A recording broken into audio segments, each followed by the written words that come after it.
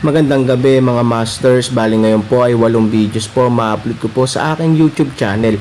Tama nga mga masters, 8 videos nga po ma-upload ko. Yon, what's up mga masters? Nandito na naman tayo sa panibagong araw, panibagong kabanata na naman ang pagsasama-samahan natin ngayon guys.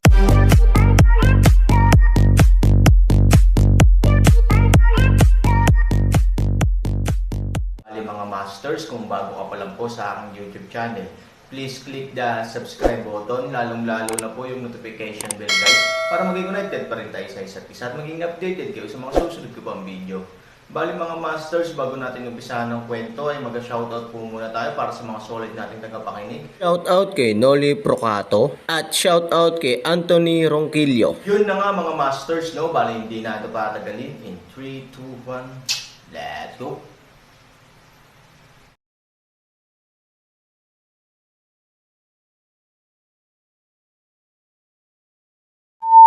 Nang marinig ito, biglang itinaas ni Aaron ang kanyang ulo at tumingin kay Lu Raoxan, nasaan siya? Nagbago na ang isip ni Su Yingxia. Alam kong malulungkot ka dahil dito. Ngunit kung kaharap mo ang kalaban, natatakot ako na mapatay mo ang mga demonyong monghe. Kaya nagpadala ako ng isang tao upang sabihin sa iyo na kung ikaw ay malampasan ang kalamidad na ito, ang iyong anak na babae ang magiging premyo. Ayokong iwanan ang babaeng iyon ng kanyang ina noong bata pa siya, ngunit patay pa rin ang kanyang ama. Kaya naman, Aaron, alisin mo ang iyong mga pag-alit na mata at mas mabuting maging magalang sa iyo. Panipi, sa sandaling ang boses nahulog, galit na tumingin si Lu Raoxan kay Aaron at tumayo at naglakad palabas ng kagubatan. Natigilan sandali ang Aaron. Ibig sabihin na misunderstood ko siya. Ang kanyang mga salita ay tila may katuturan, at walang lohikal na kasalanan sa buong proseso. Kasama ang pagdadala niya ng mga tao para iligtas ang kanyang sarili, tila lahat ay para sa kanyang kapakanan. Sa kakaibang ugali ni Ivory, talagang hindi alam ni Aaron kung ano ang nangyayari. Kung pinipilit niya si Ivory, anong paraan ang ginamit niya para pakawalan siya? Kung hindi maganda ang paraan ng pagsuporta sa pamilya, natural na hindi niya ito magagawa. Bukod dito, upang pilitin, hindi ba't si Han Nayan ay isang mas mahusay na chip sa kanyang mga kamay? Tulad ng pagtulong sa pamilya noong mga taong iyon, gusto ko pang itago ng husto si Han Nayan. Ngunit bakit sa halip ay binigay ni Lu Raoxan si Han Nayan sa kanyang sarili? Hindi ito lohikal. Totoo ba lahat ng sinabi ni Lu Raoxan? Bagamat hindi gusto ni Han Sanchen ang babaeng ito, malinaw kay Han Sanchen ang kanyang mga salita, na laging totoo. Ngunit imposible para sa Aaron na maniwala na nagbago ang isip ni Ivory. Halos magulo ang isip ni Aaron. Hindi niya talaga alam ang nangyayari. Ang gulo, sobrang gulo. Di nagtagal pagkalabas ni Lu Raoxan sa kakahuyan, nabalot siya ng ulan, at ang Aaron ay lumabas na parang nalunod na manok. Daddy, sa malayo, sa pintuan ng pangunahing kampo, isang grupo ng mga tao ang nagpoprotekta sa isang maliit na figure. Nang makita niya ang Aaron, tuwang-tuwa siyang sumigaw, tumakbo at sumugod sa Aaron. Aaron din ang ilang hakbang ay nagmamadaling lumapit, see that small figure, full of brain think impossible and depressed at this time sweep away. As Nayaner pours into her arms, Aaron hugs her saglit na puno ng pagmamahal at guilt ang mga mata niya. Daddy, Nayaner, magkayakap ang mag-ama, tahimik ang lahat sa oras na ito. Tay, bakit basang-basa ka? Biglang, malakas na may mga mata na uri ng luha na sadyang pinisil ni Nayaner ang isang ngiti, ang boses ng pag-aalala ay marahang umalangaw-ngaw, at pagkatapos ay isang pares ng maliliit na kamay ang mabangis na yamakap sa Aaron ng mas mahigpit. Nayaner, hawakan mo ng mahigpit ang tatay mo, para hindi siya malamigan. Nang marinig ang mga salitang ito, tagno ang puso ni Aaron. Sa oras na ito, naalala din niya na ang kanyang katawan ay puno ng ulan, malamig at basa ay hahayaan lamang na malamigan ang kanyang anak na babae. Sa pagmamadali sa pagitan ni Han Nayan ay dahan-daang hinayla mula sa kanyang mga braso, ngumiti, sinabi, huwag mag-alala, tatay, hindi malamig. Hihi, nalunod na manok. Ngumiti si Han Nayan at marahang kinamot ang ilong ni Aaron gamit ang kanyang maliit na kamay. Inutusan ko ang mga tao na maghanda ng mga damit para sa iyo. Siyempre, kung gusto mong patuloy na hawakan ang iyong anak na babae tulad nito, kapag wala akong sinabi. Dumaan si Luroxan sa kanyang mag-ama sa ilang hakbang. Pagkatapos mag-iwan ng isang salita, bumalik siya sa kanyang kampo ng malamig. Magpalat ng damit kay Dad. Mabuti. Masunuring tumanggo si Han Nayan. Binuhat niya si Han Nian at naglakad si Aaron patungo sa kanyang kampo. Wala pang isang sandali, nag-aaway at nagtatawanan ang mag-ama sa kampo, ngunit nang masaya ang mag-ama, inalis ang kurtina at dahan-daang pumasok si Luroxan. Anong ginagawa mo dito? Hinawakan mo si Han Nian na basang-basa, maraming ulan at halumigmig sa mga bundok, hindi ka natatakot na malamigan siya. Natatakot ako, coldly back A. She squat down. A smile, don't in the back of the hand at this time to the front. Above is a pile of colorful clothes. Basahin mo anak. Tingnan mo ubod anak kuya dinala ka ano. Wow, salamat. Ate Ziner, tingnan ang mga magagandang walang kapantay na damit.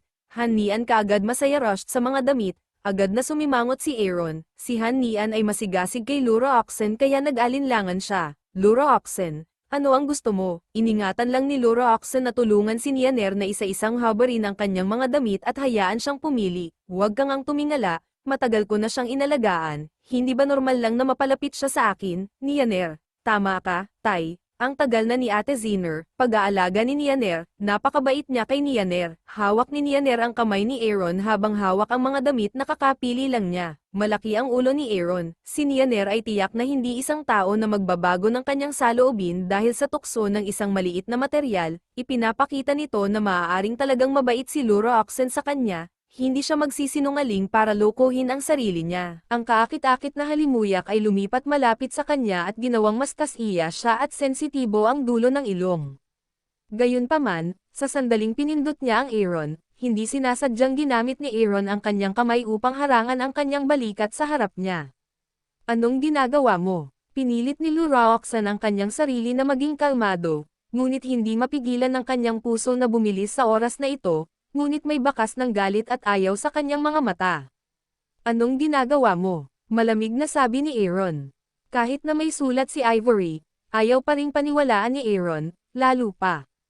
Kahit ano pa ang sinabi ni Aaron, inilapit ni Luroxan ang mukha sa tainga ni Aaron at sinabi sa malamig na boses, kung tatanggihan mo ulit ako, huwag mong kalimutan ang sinabi sa sulat. Walang kwenta ang pagtatanong sa akin noon. At saka, gusto ko lang sabihin sa iyo, kailangan mo bang bumalik sa lungsod para tingnan? Dahil doon, biglang tumalikod si Luroxan, tumayo ng tuwid at tumingin sa Aaron na may kaunting inis. Bagamat sinabi niya iyon, alam ni Luroxan na kahit na sinusubukan niyang ipaalala ang Aaron, talagang pagod na siya sa mga kuting. Gusto niyang samantalahin ang pagkakataong makita kung hindi gaanong lumalaban si Aaron sa kanyang sarili at kung makakalapit ba siya sa kanya. Ngunit ang resulta ay nagpabies sa kanya. Walang pagkakataon. Balikbayan. Sa oras na ito, biglang nanliit ang mga mata ni Aaron. Natatakot ako na hindi mo alam kung gaano ka nakatagal na nakoma. Si Luroxan ay walang kahit katiting na magandang mukha at nagtanong sa malamig na boses.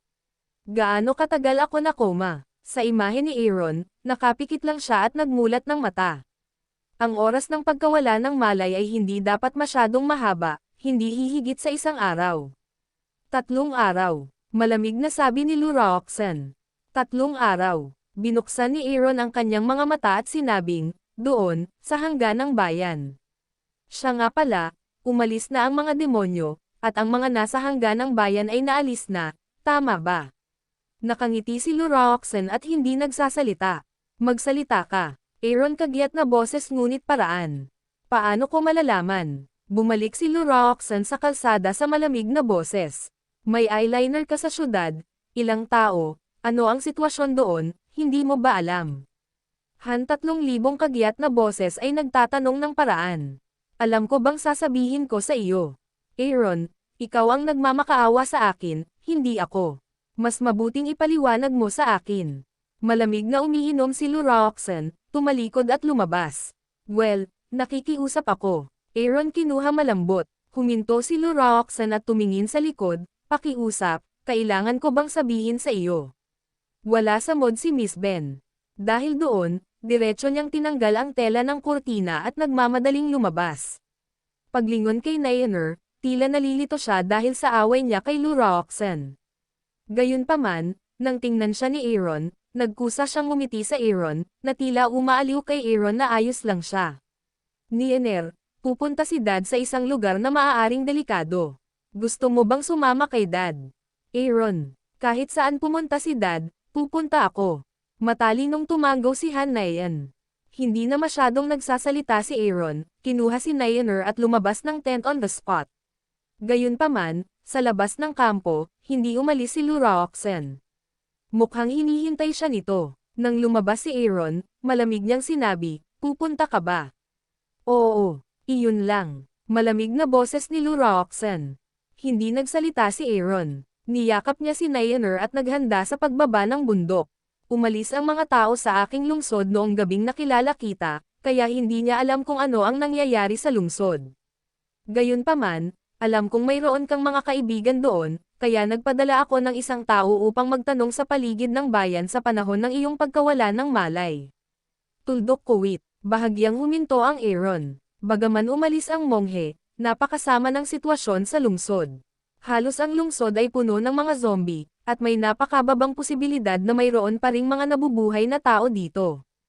Panipi, siguro itataya ng ibang tao ang kanilang buhay upang pumunta sa lungsod sa oras na ito, iisipin ko na siya ay isang tanga, ngunit Aaron, alam kong tapat ka sa iyong mga kaibigan, at sinusuportahan kita.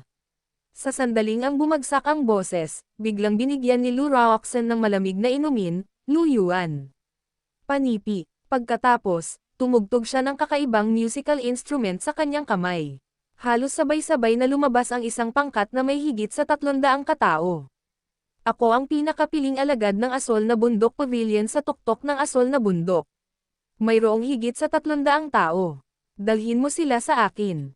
Tumingin si Han 3,000 sa grupong ito ng mga tao. Ang bawat paglilinang ay hindi mababaw, halatang hindi nagsisinungaling ang mga salita ni Luroxen. Maghintay. Nang makitang umalis si Aaron, muling tumunog si Luroxen. Si Aaron ay tumingin sa kanya ng kakaiba. There are at least 10 of thousands or even hundreds of thousands of zombies in the city. Plano mo ba talagang pumunta ng ganito? Kasabay nito, tumingin si Luroxen kay Han Nayan at nagpatuloy, hindi ako nagdududa sa iyong kakayahang protektahan ang Nianer, ngunit maaari mo bang garantiya na hindi siya bahagyang masusugatan?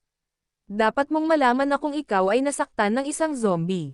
Panipi, tumawa siya at tumigil sa pagsasalita. Maiintindihan din ni Aaron na may dahilan talaga ang mga salita ni Luroxen.